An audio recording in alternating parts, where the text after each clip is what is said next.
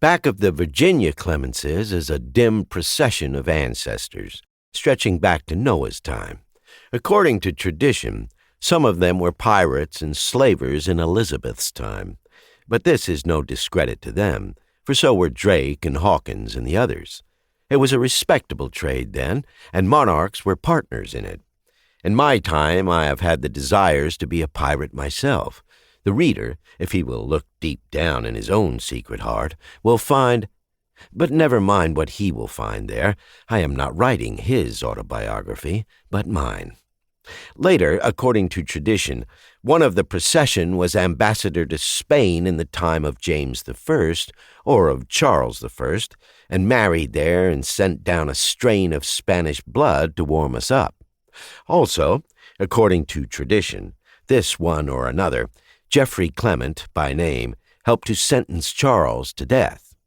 I have not examined into these traditions myself, partly because I was indolent, and partly because I was so busy polishing up this end of the line and trying to make it showy.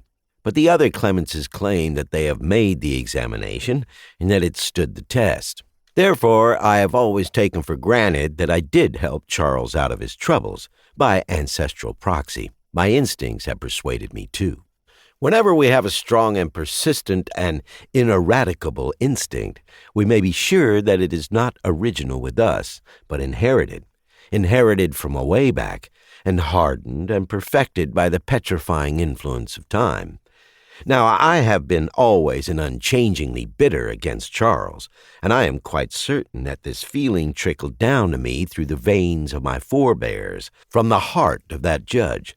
For it is not my disposition to be bitter against people on my own personal account. I am not bitter against Jeffreys. I ought to be, but I am not. It indicates that my ancestors of James II's time were indifferent to him. I do not know why. I never could make it out, but that is what it indicates. And I have always felt friendly towards Satan. Of course, that is ancestral. It must be in the blood, for I could not have originated it. And so, by the testimony of instinct, backed by the assertions of Clemenses who said they had examined the records, I have always been obliged to believe that Geoffrey Clement, the martyr-maker, was an ancestor of mine, and to regard him with favor and, in fact, pride. This has not had a good effect upon me, for it has made me vain, and that is a fault. It has made me set myself above people who were less fortunate in their ancestry than I, and has moved me to take them down a peg, upon occasion, and say things to them which hurt them before company. A case of the kind happened in Berlin several years ago. William Walter Phelps was our minister at the Emperor's court then, and one evening he had me to dinner to meet Count S., a cabinet minister. This nobleman was of long and illustrious descent.